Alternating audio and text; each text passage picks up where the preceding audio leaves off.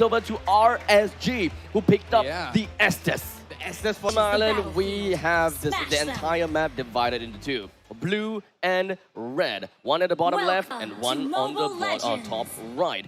The one, of course, that is going to be representing red side in this case is going to be RSG. Diablo, 505, Baby Cakes, Bray, and Lolzy. While on the opposite counterpart, blue side, we have FMM, Sailor, Adamir, Gear, and JPL. All of these heroes and all of these players are starting with their own individual start without anything too crazy. Except for the fact that JPL doing JPL things decided to go straight into the enemy's jungle.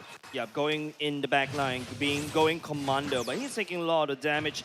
RSG, I think Bray doesn't feel phased at all. As the Bucks here, you should be able to rotate from one jungle camp to the other very quickly. So Slate is hoping on that. Now, there's something that's breaking the MO right here. Lolzy playing as that Estes. Definitely not something that we have seen at all.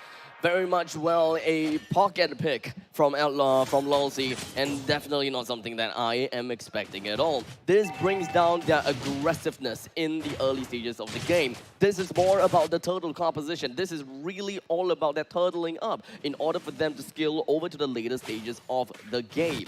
Yeah, of course, for the side of Slate, there is some form of answer using that chow, but oh, yeah, Unstoppable Force on top of 505 this early on, but take a look at the amount of heals Lolzy can provide. 505 doesn't really need to go back and reset. There's way too much sustainability all across the board from Slate to RSG. This game really boils down to who is able to survive any team fight the longest. And even at this point in time, it's kind of tough to answer the question. But once Estes is level 4, we know very well that RSG will have a massive power spike in terms of that sustainability that I was talking about. As such, they can be a lot more aggressive in taking objectives, but they can't be overextensive. Yeah, but take a look at where Slate is now. The Jawhead nowhere to be seen, whereas RSG will take up this turtle absolutely free. Adamir using the ultimate to get on out. First turtle goes over to RSG, but yeah, he's already here. Unstoppable Force going in. Baby Cakes get tossed. Oh my goodness! FMM is the one that gets tossed instead. The Blazing Duet managed to kite FMM away, but Lolzy, oh no, he is here. Gear on single down help. He's unable to connect on top of that. Gear get out scot-free. Just by a hair. It is really all about the positioning that that Gear has put himself in. Definitely tough to put himself that, but of course, even though we are looking at the fact that both teams are still 0-0, there is still a lot of probabilities that we could be looking at, such as the difference in emblems and how that is going to be changing the game. Between the junglers, we're looking at Boxer that picked up the Demon Hunter, while on the other side from Team Slate, we have Gear that picked up Killing Spree. Yes, Killing Spree, not Demon Hunter, not High and Dry. It is Killing Spree. He does want to move on from one place to another. A lot of quality of life changes into how he will play as this Jawhead. Yeah, he will definitely want to use that Jawhead to dive in the back line to eject one person. If that's a kill, he's able to go out. This Jawhead is playing more like an assassin. In the meantime, RSG, they're looking around at the bottom side. That is Diablo waiting in the bush, but it will be scouted out by the members of Slate. The entirety of RSG, they would want to congregate themselves and of course get close to one another as soon as possible whenever the clock is online. But they also just can't move together too closely, especially since they do have a couple of heroes that can be pretty elusive and agile when it comes down to using movement skills, namely Diablo.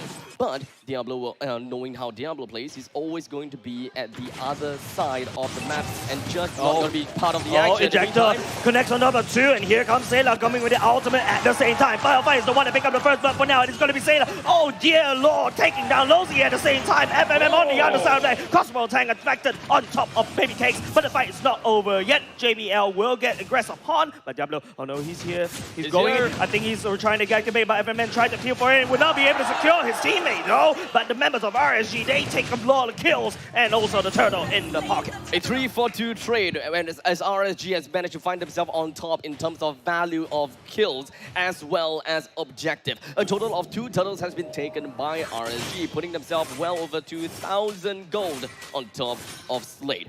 Game is definitely not over just yet, but with a peek on the items, we will have a better idea exactly what kind of composition that they're trying to go for exactly and what kind of game plan they are heading into. Of course, looking at the items, you already see the phobias already going in that clock. That means that the phobias will need some time, and time is definitely what Slate needs. But right now, it's all focused about making sure that they don't give too much structures away to RSG, maintaining that gold lead as close as possible and catching up during the mid-late games of that fight. But of course, Bray, RSG, Bray is rolling, man. He's going around the map, securing neutral objective. They're trying to get some, mid-game pressure using on top of Diablo, but JPL looking for some pick-off would not be able to find it. And for Slate, they need to go all in. Estes will heal it all the way up if you let him go, but okay, Diablo. Oh, he's in trouble though. Two members sticking on top of them. And they're picking that up. No way that Diablo will be able to get away. Oh, no way, Jose. I gotta have to say, bottom lane is now completely clear, and Slate now has an advantage with a pressurizing lane in the bottom. RSG would want to open up ways in order to punish the rotations coming in from RSG as much as possible. So whatever it is, RSG's movements have to be reactive to Slate. So far, Estes hasn't quite been in the crux of the fight most of the time because, yes, he has been trying to go for babysits. But Slate, they are actively trying to avoid working around Lolzy, especially since the Blessing of the Moonlight Goddess is a really pesky mechanism to deal with. Definitely, RSG, they're roaming S4 or 5 at the same time. Slate, on the other hand, spreading out the whole map like thin layered tire. They're not even giving any form of team fight opportunity for RSG. They're going around the side lane, sneaking up, ambushing. That's how Slate will be picking up here, but the flicker will be used. Firefly will get kicked, but remember, look at gear. He's actually focusing on Turtle instead. Find a there's what Turtle in the pockets of Slate, but RSG, the amount of healing going all the way in. But Diablo coming in for the side lanes. It is going to be Sailor jumping on the fight all fight for now. He's in a bit of trouble. He doesn't really have the purple shoes, but JBL will be one to fall, traded for Lolzy. Not too much of an action from Slate. I mean, yes, they did manage to push out quite a bit of impact, and they did manage to push all of the waves in from the top lane to the middle lane. RSG would have no choice and couldn't defend the top lane, and they finally have brought something down.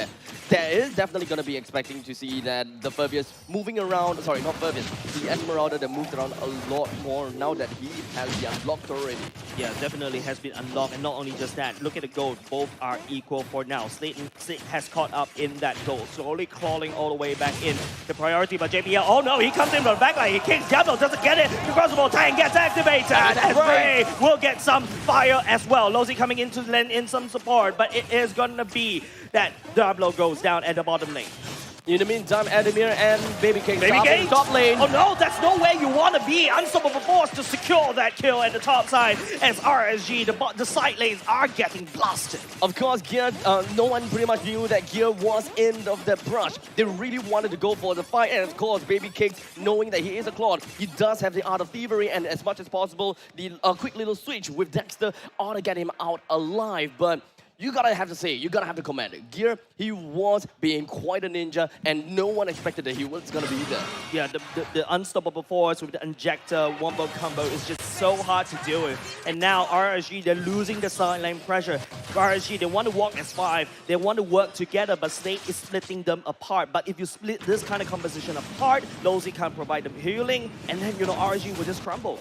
Slate, they do have a lot of movements around the map, a lot of mobility. As such, RSG will find it a little bit of difficulty in order to get themselves into the team fight that they really wanted. As such, turtling themselves out as much as possible, allowing the front line to actually take up some tank as far as possible. As such, they actually need Diablo in most of these fights, and they will lose all the invisible pressure that they are very used to having. Grouping themselves up like this, not exactly part of their game plan, but perhaps this time we may be able to see a difference, and the difference may be impactful.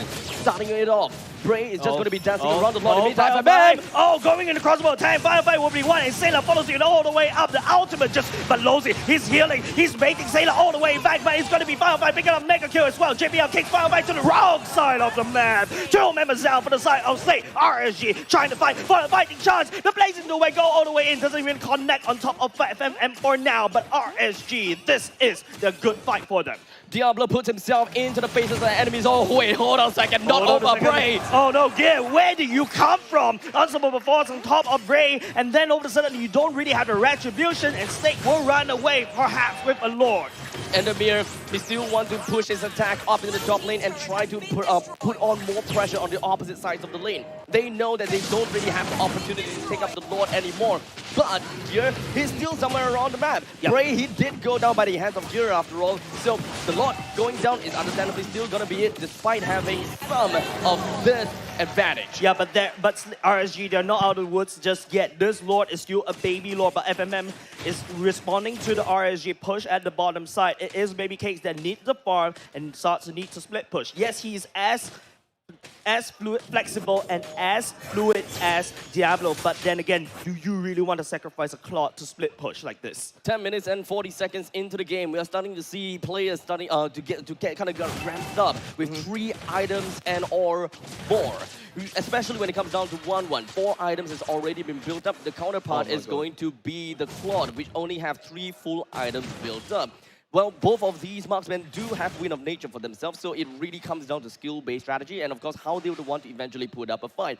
RSG's way of putting up a fight is that they will always want to put someone in the front lines in order to tank as much as possible, putting Bray or Diablo as the bait. Whenever they realize that, look, Sayla is coming in, they do have the mobility, they will rush down, or rather rush backwards, in order to split Sayla away from the rest of the team, and that is where they will single one person out. Adamir, the slow coming in for the final fight. Adamir will be able to walk on away just now, but concealed play going in. JPL looking for some pick up Firefly. Is the victim, but it's going to be Firefly using the purple shoes, and FMM, he shut down Firefly, and now the Lord is still standing. RSG, they need to try to defend using Estes, the Blessing of the Moon Goddess gear, looking for some pick up. JPL going all the way back in the front line, but tossing Sailor all the way to the front line instead. Slate will focus on the turret instead, and man, Sailor just racking havoc at the back line, but RSG, they are split up. Slate right now on a bit of hell. Diablo trying to make something work, but Sailor jumps into the air and misses Diablo for now, but Lozy, that's really healing for RSG trying to hold FMM. Wind of Nature coming back in. RSG, they will not be able to pursue. A steady push coming in from Slate, despite the fact that it only had 3 persons and all of them were all on critical health. The top lane inhibitor turret ultimately went down, and Slate tried to buy even more time in order to push down the bottom lane and the middle lane all by themselves automatically. Slate have got a total of 7 turrets taken down already, and RSG, they are definitely having some difficulties. 3,000 gold deficit from them, and the best that they can do right now is open up the map as much as possible in order to flush out where JBL is. They need to deny all of this map control. They need to ensure that Slate doesn't have their eyes on them. Yeah, JPL has been seeking all this information, right? Being so annoying to deal with. JPL is super slippery. Like, it's like fish. You're trying to hold it, but it keeps running away. And speaking about the fish, he catches Ray all the way back in, and I think he activated the crossbow attack. Ray, he's got a bit of damage, and now the massive limits for RSG didn't have to force the Winter Trinket. Now FMM, oh, it's gonna be a 1-by-1, but Adamir is asking where are you gonna go. The Blazing the Wind, a defensive one, but Sailor will be able to shut Baby Cakes down, giving the double kill. And now Slate, 5-man strong versus RSG, 2-man only. And Slate, they can go for the Lord, they can also go for the end. They are definitely going to the end. Slate only have 2 persons to deal with, and it doesn't seem like they'll be able to do going quite in. much. Diablo, nowhere to run. It's just Lozy left in the base, and Slate, they will pick up game number 1.